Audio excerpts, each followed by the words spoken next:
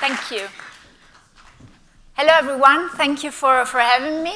How are you? It's been a very long day. So yesterday I was wondering, what am I going to say at 4:20 in the afternoon after such a long day of interesting presentation? What can I add?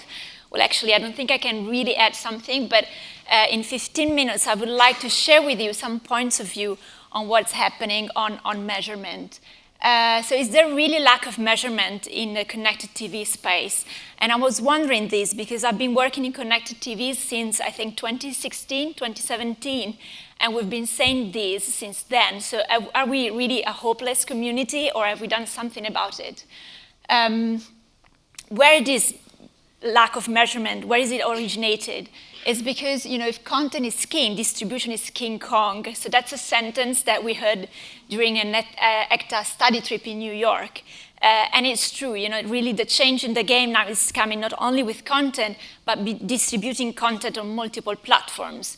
And with each platform, you have a different type of measurement. You have to identify the same user across these different platforms, so it's becoming really, really complex. But at the same time, we've never had so much data as we have now, and so much innovation, and so much that we can do with this data. So on one hand, I'm not naive, and I'm coming from a media agency background, so I know there is a need for standardization. You have the need to have a media plan where you can read the same KPI across different media. But we're also talking a lot about diversity, so why don't we consider diversity of this new media of hybrid digital and broadcast TV, and we understand what we can do and what kind of richness we can get out of this new medium with this new data. So my first point is, we're looking at connected TVs in a total video strategy, connected TVs and also online video. And here, there's a lot of work that has been done. And I think Europe in that is in a fantastic position. So here I've taken just the top 5 European market, but we have done this study across all of Europe, and also ECTA as an association has a lot of data on that. And it turns out that eventually all the local GICs, or all the official measurement body of TV in each of the countries have done amazing step forward. So they're getting close to have a holistic management, a total video measurement of your reach, your TV campaign reach across several devices. So they're almost there, and most of the cases they're GICs, or they have some sort of collaborative form of getting out the data. So here's my first point. There's so much to be done here, I'm sure, and I'm not naive, so I know these GICs and measurement body maybe are not including all the players, all the video players that advertisers and media agencies are willing to measure and are willing to associate with the TV and the broadcaster world. But then, fight for it. I mean, I'm seeing a lot of different measurement coming out. And I know, for example, in the US market, because of the complexity, there are several ways of measurement, several new GICs, several new initiatives. But that is going to add more and more confusion to the market. I'm not sure that's going to work out to be a real building block for the benefit of the medium and of TV overall. So my first invitation to you, my first plea to you in a way, is do work collaborate with your market, start to look what is happening there, where the initiatives are, and contribute to those, fight for those if needed. If they're not letting any interesting player in the mix, or they're not measuring them, find out what these players are not getting measured. Is there something they're not willing to let go, or they don't want to standardize to? But there's really, they're really coming. Something is coming out next year in Italy, in other markets in 2024, so it's almost there. My other point, as I said, is TV is becoming digital. So why are we, so keen, such in a rush to standardize it? There's so much we can discover. There's so much we can do and be creative in measurement. So you can also see TV with all the other digital medium. media. So, and that's what we've done. As a company, Mediaset is a multimedia company. Of course, we are known as broadcasters, but we are active in digital websites, apps, not only with video content, but with publishing content. We have digital audio, we have digital out of home, and several digital media and offline media. And so we found ways of how we could actually connect connected TVs together with other mediums. So the first one is a total reach tool. Then we had to work through footfall analysis because, as you know, not all the advertisers have the same goal when they're planning a campaign or when they're planning their communication. We worked to incremental reach studies of how we combine different media, qualitative surveys, and attribution models. So I'm just touching on them just to give you a flavor of what we are doing. I'm sure something we've just seen in the presentation before, so it's not totally new, but we are happy, if you want to investigate or to share know-how on how we're doing this and how we're doing them. I'm sure it can be a nice experience. So the first thing is, we want to sell all our media, and we have to go coordinate it to our advertisers. So what we did, statistically, we merged existing data on the market about different coverage and different targets of different mediums. So we created a planning tool where you can build your campaign on all these media. Sorry, digital DOOT was supposed to be, I think, digital out of home, or maybe digital out of home with a mix of IoT, I'm not sure, or maybe it's just a typo. And here you can build your campaign, and then you can understand by target how the reach is building up. So how do I optimize my media mix in order to create the perfect campaign for my needs with that?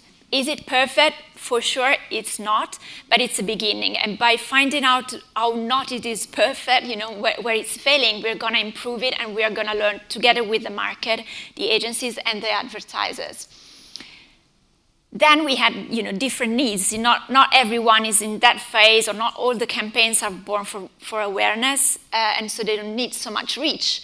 But I needed to understand where they had to plan. And so we bought a company in 2020 who is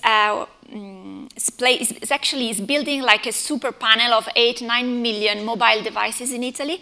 They can track, of course, with user consent, they can track where users are moving in the territory, and so they can merge that with physical maps. So they know if if I'm going to the gym and I'm actually going, or if I go to which chain of supermarket I go to, and so on. So we built this data into a dashboard, and now we can see, for example, we can go to a retailer, or we could go here maybe to Waitrose and show them how their footfall visits in their stores are going compared to their benchmark of the industry and compared to their competitors. We can nail it down by region, by city, and see where maybe they need an upweight of communication. And that's where we offer them maybe addressable TV campaigns or digital audio campaigns target to a certain area of the country. Then the campaign starts, and when it comes to video campaign especially, we are keen to know how the reach is going, because there is this sort of intuition that with online video and connected TVs, you will reach live TV viewers, so that is going to help increase your reach. And effectively, we are doing that. We have created a panel. Again, I always speak of panel, and I think that's where we are going in this direction.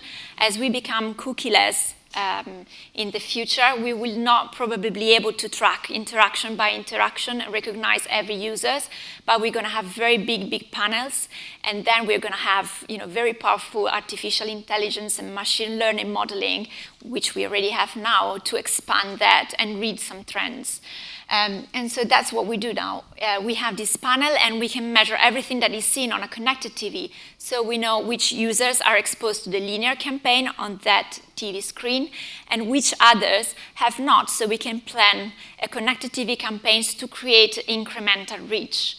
And so we can start measuring how much reach we're adding, how many points of reach we're bringing with this campaign. With this panel that we put together that goes across devices, so we call it a family graph, because the TV is effectively an household device, so all the houses is sitting behind it. So we connected all the devices to the TV set. And so we can expand that campaign also to mobile devices. So I know you have not seen the linear campaign on TV. I know you haven't seen the connected TV campaign either. And so I'm going to try to reach you on your mobile device. And so we are measuring that as well. So we can build a report when each medium is bringing a different benefit, a different uplift to the reach of the campaign. Again, is it perfect? For sure it's not, but it's something, and it's something that we are discovering with the advertiser. And we're mixing sometimes different types of reporting, like the pre-planning report with these outcomes to see and how we can improve our algorithms and forecasts. And then these qualitative surveys, which sometimes I feel they're a bit neglected, but they're so valuable because I think most of the value of campaigns and communication is in brand building, and you cannot measure that with just reach or impressions and so on. And so for that, we built a panel of consumers that had our applications on connected TVs. And so we can run post-campaign, pre-campaign surveys to understand how the brand KPIs are running. And I think we run almost 50 a year, so we're really investing heavily because we believe that's the positioning of this medium. It's not just done for efficiency, it's not just done for performance, but it's a medium of awareness, it's TV, so its impact is really in building brands. Here you can see some of the numbers. So what we have seen, interestingly, is connected TV campaigns compared to TV campaigns, they're really strong in activating the users. So intention to buy, all these KPIs really jump high. And the other KPI is going really well is how consumers are remembering the spots, especially the display ones, because they're going in the content. So it's a very immersive experience for the consumer. And so they have very high impact on the brand, in building brand awareness. So these are some of the brands we have worked with in the past. And then performance. So we have heard Emmanuel's speech specifically on that. Again, with this super panel of 8-9 million mobiles that we track.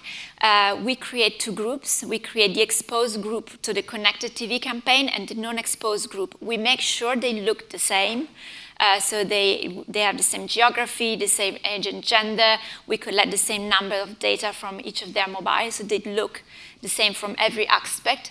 The only difference if they have been exposed to the campaign or they're not. And then we measure the difference in visit rate to a physical store or to the visit rate to a website. And here, we can see how much the campaigns are effective. We have an automotive advertiser for which we're doing this for each campaigns they run with us. And that, again, it's building know-how and building a better understanding how campaigns are performing, because then we can track which of their campaign is going better and what has changed in the mix for future optimization.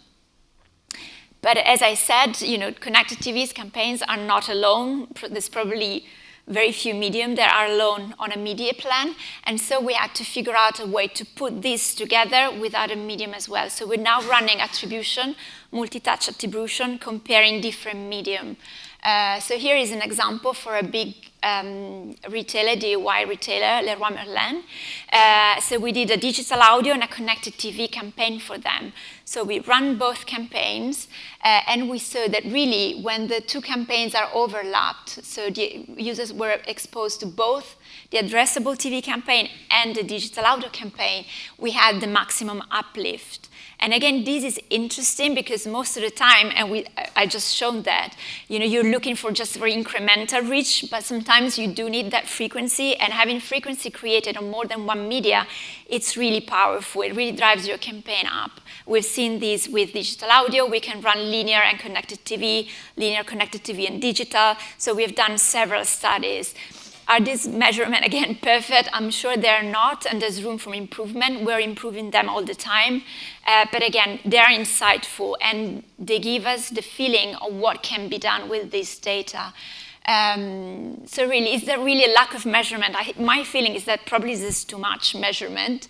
But what I would, my point of view here is that, first of all, we need to support the industry effort. We need to look for one, probably, measurement solution for each market and put every effort on that. It's gonna take longer, for sure, because there are lots of interest, but because there are lots of interest and they're normally balanced results, they're very rigorous and fair. And the other one, why you're waiting for this to come? There's plenty of data, plenty of ways you can experiment, you can create knowledge and share the knowledge with the market, with advertisers, even if they're coming from a media sales house. You know, at the beginning when we started, like, okay, we can produce the reporting, but you know, we are biased because we are a sales house. But again, it's data that is in the market and it's part of a learning curve. So I think that was really appreciated in our market. So I guess it could be in yours as well. So I'm finished. So I think I give you back some time. So I don't know if there's any questions from everyone. I was really interested, like you said, that the solution is to have one source. But a lot of the scientific theory is that actually, if you have a number of different panels and you take the average, you get a most accurate result. And that's proved by political elections. So that if you take the separate companies that do the poll, but then you average across them, that gives you much better result than any particular company. So I was just interested why you think for TV it's all like having one company that measures it and just using that one source of data. Because the statistical theory I thought was you have to have number of companies doing it, and the average will be the most accurate. I just want to hear your view about that. No, I'm sure the statistical theory yours is correct. What I think is that for how also negotiation and conversation are going, you need somehow to settle on a standard. I'm not sure there will be, you know, a standard of having the average of panels. So I'm not sure that is going to happen. So that's why I invite to have one initiative. Then it might have different panels underneath and have an average of panels, as you said. But I think having different having different currencies thrown out there, I don't think it's helpful for an industry, because then you know, they can be used for different purposes, and then can be used, you know, for specifically to drive one's benefit above the others. I'm not sure you can have a fair conversation. So once all the parties agree to one single measurement, I think it's taking time. It takes time, but I think you're having the conversation around the same topic on the same table. Thank you. Thank you.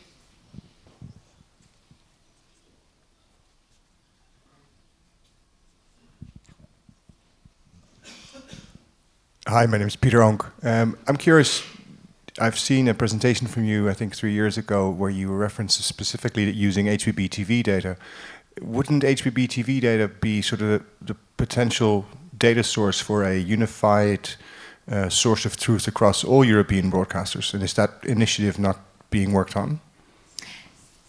Yes, I mean, it can be. I think we are still using HBB-TV data, and HBB-TV is a European standard, so that would be great. I think the difference comes to the different penetration that HBB-TV has in different markets. So in Italy and Spain, for example, I think we are 96–98% reliant on digital terrestrial. So there you just have your TV set, and the TV sets now should be more or less HBB-TV enabled. So that it can work really well in those markets. But for example, in the UK or in Germany, you have a different setup. So because you have, you know, either satellite or you have cable, and that is different. But I think that could be a good base for some of the markets to collect data. Even though HBB-TV is mainly for broadcasters, because you need a broadcast signal to activate that, and maybe you will need to have, in Italy, for example, the local GIC out Italy is measuring DAZN now, and we'll see if Netflix is going to be next, so they won't have access to HBB-TV. Thank you.